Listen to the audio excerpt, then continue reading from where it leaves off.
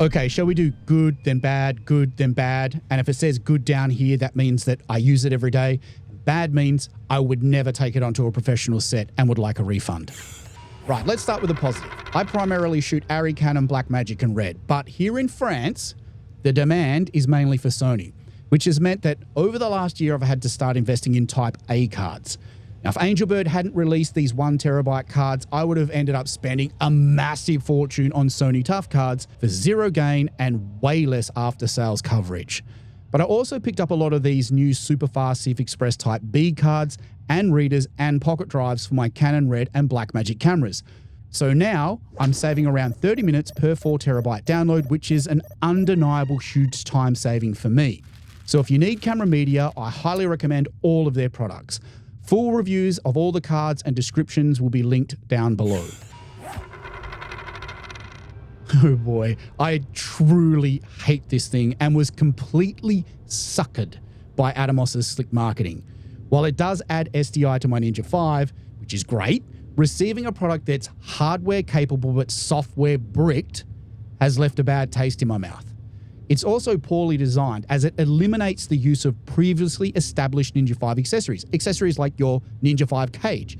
It also adds considerable size, weight, and power draw to a Ninja, so you have to run a large MPF battery or power it via a V-lock.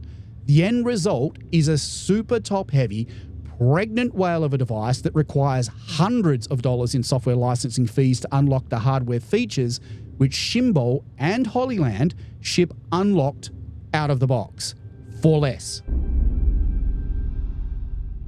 Okay, from a product that I wish I'd never bought to one that has paid for itself so many times over, and that's Shimol Memory 1. This monitor recorder is incredible value and has everything that you'll actually use on a monitor. It's easily become one of my most rented items because it's robust, accurate, and packed full of features. It barely uses any power, the fan is virtually silent, and it's daylight viewable. But the big bonus about this monitor is that it can be used for backup recordings.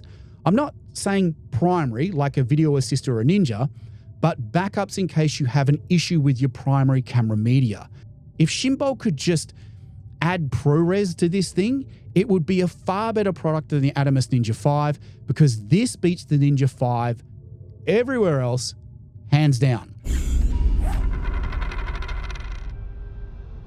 Right, this is another one that I've just got to laugh at myself with because of my own stupidity. Right, breaking my never buy something that you can't make back on a single job rule, I bought the instream from Yolo Live and ultimately didn't use it on a single production. Now at the time it cost me 1,500 euros and it was meant to simplify my client's live streaming experience. Unfortunately, the product user agreement, which presents itself on boot up, was unacceptable. But this is mainly due to my contractual obligations. So if you're involved in higher end campaigns or secretive projects that involve a lot of money, where nothing is allowed to be shared with a third party, and you do not want to get sued, it always pays to read the user agreement plus the terms and conditions for both the product and the app. You may be surprised by what you find when it comes to your data, which includes video transmissions and your client's privacy. I was. Now, these are something that every aspiring DP should buy, proper ND filters. This year, I bought a full set of KNF nano filters. These things are super affordable and extremely neutral, even at the stronger ND levels. These aren't going to cost you $270 plus a filter. They can be had for around $50 on Amazon or purchased used cheaply. Now, after using these, I don't think I will buy any more Tiffin filters. None, zero, zip. The quality and value to cost ratio is just far too good. Let me give you an example. This Tiffin filter for my OG Blackmagic cameras cost 700 euros. Let me say that again, 700 euros. It's fucking insanity. This entire set of filters costs less than half of that, and they are better quality and are standard 4x565 in size. Excellent value for the money, and they work with all cameras, stills or video. Oh man, now this is a tough one. This is a tough one because I really wanted this product to be good because it would have really expanded my max limited port offerings. But after receiving 2 faulty units, I can't recommend that you buy this product. I don't want to rag on this company too much because the second unit is a replacement which they acted very swiftly on, but my experience with the product is one was DOA and the other only works intermittently and never to the advertised speeds. Will I try products from these guys again? Probably, as they're one of the only companies making Thunderbolt hobs this small without power bricks. So, yeah.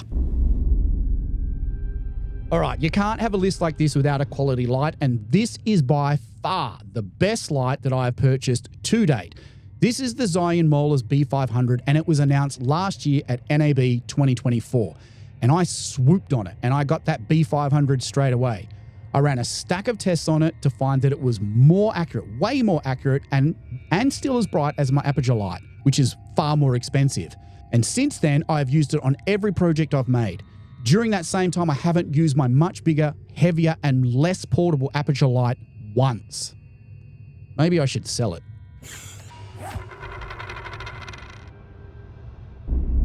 Oh man, I just don't ever learn. I tell you, there's a lot of AI camera bots out there on the market that can act as a second shooter, but without investing a huge sum of money, none of these are any good. None of them. But when everyone was raving about how good these were, I thought, yeah, I'll give them a shot. They do have some awesome tracking features, gesture controls, they shoot 4K and use micro SD cards. So on paper, you know, they look ideal. But then I ran into the same issue that I had with the Yolo Live. But it was way worse, and the terms and conditions are a complete invasion of your privacy. But the real issue that I encountered though was the footage looks terrible. My iPhone with the Blackmagic camera app and a Hohem mobile gimbal does a far better job. So out they go. So if you've been following my channel lately, then you would know that the camera that I'm reaching for more often than not is my OG pocket cinema camera. I've been rigging this thing up, down, and sideways for projects over the last couple of months. But the number one thing that I love about this camera is that I get to use this tiny 25mm 7 Artisans lens with it. I mean, any Micro Four Thirds camera, but this is the one that I have. And I just adore it and the look this lens renders with this camera. And it's so cheap, anyone can afford it. And I will have a full review of it coming soon because it is worth reviewing. What I can say for now is it's super bright, it's compact, it's sharp, but the best thing about it is its size and weight. And when I couple it with the Pocket OG like this, it is the most compact interchangeable lens system camera that I have, which is why it's always on me. Okay, it's time to get serious now. This is by far the worst purchasing experience that I've had over the last 12 months. By far. Really by far. So I bought a Rotolight Titan 2 kit, but that's not what I received. Now the key word here is kit. Without the rest of the kit, we cannot connect the PSU to the head, mount it to the stand, or even power the light on. Trust me, we have tried to get Rotolight to send us out the missing pieces that we have paid for nearly 5 months, but ultimately, we've been scammed. Being a Canon user means there's a massive range of lenses out there to choose from, some of which have reached legendary optic status. While this cheap RF 16mm probably won't ever earn that level of esteemed reputation, damn, this thing is awesome value. For me, the plastic build quality is an issue, but I say this about all RF lenses. I'm just not a fan of plastic. Give me metal every day of the week. Aside from this, the lens drive integrates seamlessly with Canon's AF control system, which produces very cinematic focus pulls. But what else would you expect from a native lens? I just love the wide-angle view this lens affords with its super reliable AF. It's nice and bright at 2.8, lightweight and fairly compact. It's not as compact as the 25mm 7 Artisans on my Pocket, but small enough to be a no-brainer travel lens and yet still be good enough for professional work. Highly recommend it. Oh my God, this thing is terrible. All right, in shorthand, I got a Viltrox monitor, which is great, with a bad monitor mount. Okay, this monitor mount is the worst one that I've ever owned, and I would not recommend to buy it unless it comes with a monitor. Within maybe 5 uses, this happened. Not only to this one, but also to this one. It's totally untrustworthy, wobbly mess of a monitor mount. Now, normally Viltrox make better stuff. I use a lot of their stuff, like their DCX3 monitors, their speed boosters, and their lights are incredible, but these mounts are just pure trash. Okay, enough with the bad. It's all good from here, and nothing beats a good smoke machine. And I don't believe this one from Yulanzi can be beat for the price. It's basically a ripoff of the Smoke Genie, which retails for 5 times the cost, but that's why I bought it. Mine came with a bunch of things to spice up the way the smoke is delivered, and I've used it on every job in some capacity over the last year. It's got a great little remote, removable rechargeable batteries, which is so underrated at the moment. It's easy to use, and it can really add a lot of volume to your lighting quickly while not taking up a lot of space in your kit bag. The only thing you've got to watch out for is sometimes they can leak from the top here, so just don't carry it in your camera bag and you'll be good. Do I even need to say it? This second generation DJI LiDAR system is just incredible.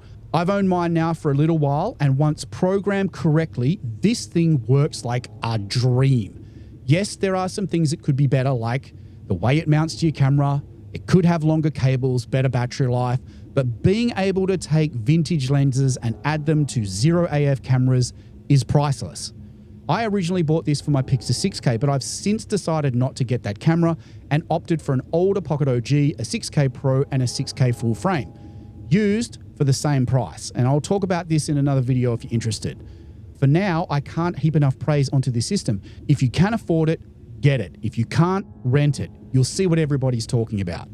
Anyway, that's my list of good and bad purchases since NAB 2024, and I can't wait to see what gets announced and launched in the coming weeks.